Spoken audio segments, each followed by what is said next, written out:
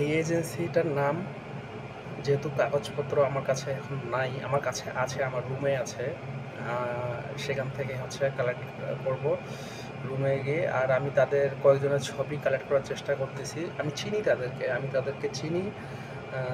তারা একটা ভণ্ড, তারা একটা ভণ্ড, মানুষকে ঠকিয়ে, মানুষকে সর্বস্ব নিঃস্ব করে মানুষকে হচ্ছে এইভাবে বিদেশ পাঠায়। তারা যে মানুষকে যেইভাবে বিদেশ পাঠায়, যেভাবে নিঃস্ব করে দেয়, ভাই বিদেশে কারা আসে ভাই? আপনারা এই বলেন।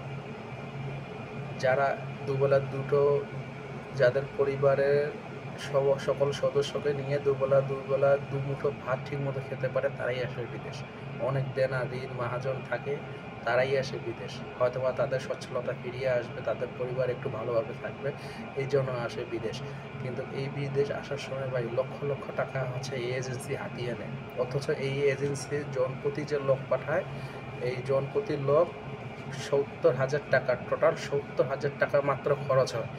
কিন্তু সে জনপ্রতি এক একটা লোকের কাছ থেকে ৪.৫ লাখ, ৫ লাখ, ৫.৫ লাখ, ৬ লাখ টাকা পর্যন্ত নেয়। কিন্তু এই যে অনেকেই যারা আছে ভাই, কেউ বড় লোক না ভাই, কেউ বড় লোক না, আর কেউ সচ্ছলভাবে বিদেশ আসে না।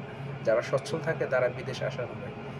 কিন্তু হয়তোবা তাদের সর্বস্ব বিলীন করে দিয়ে তারা হচ্ছে বিদেশে আসে। হয়তোবা ২ বছর কষ্ট করার পর হয়তোবা তারা একটু ভালোভাবে থাকতে পারবে, এই প্রত্যাশা নিয়ে বিদেশ আসে।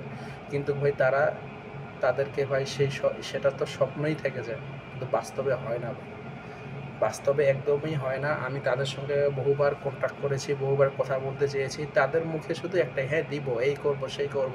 কিন্তু বছরের পর বছর চলে যায় ভাই, তাদের আর এই কথা, হ্যাঁ আর দিব, এছাড়া আর কোনো কথা বাস্তবায়ন হয় না। বাইতুল মোকাররমের সামনে, বাইতুল মোকাররমের সামনে একটা এজেন্সি আছে, শপ টাওয়ারের লিফটের ১০, লিফটের ১০-এ গেলে শপ টাওয়ারের উপরে টিআর ট্রাভেলস। এখানে মূলত ৩টা দালাল কাজ করে। এটা কোনো নিজস্ব এজেন্সি না, মূলত ৩টা দালাল। প্রথম দালাল সোহেল, যে এই সৌদি আরবে বহু বহু বছর কাজ করে গেছে। কাজ করে যাওয়ার পর সে এখন মানুষের সঙ্গে প্রতারণা শুরু করেছে। তার ২ নম্বরে থাকে রুবেল, এর বাসা বরগুনায়। রুবেলের বাসা বরগুনায়। সে এই মানুষের রক্ত চুষে খায়, এই টাকাগুলো দিয়ে তারা ফুর্তি করে। ৩ নম্বরে আছে জাহিদ, কি সুন্দর ভাই দাঁড়িয়ে, আল্লাহ, ৫ ওয়াক্ত নামাজ পড়ে, আল্লাহ আলামা আল্লাহ, পাঞ্জাবি পায়জামা টুপি, দেখলেই মনে করবেন যে এই লোক এই কাজ করে কীভাবে।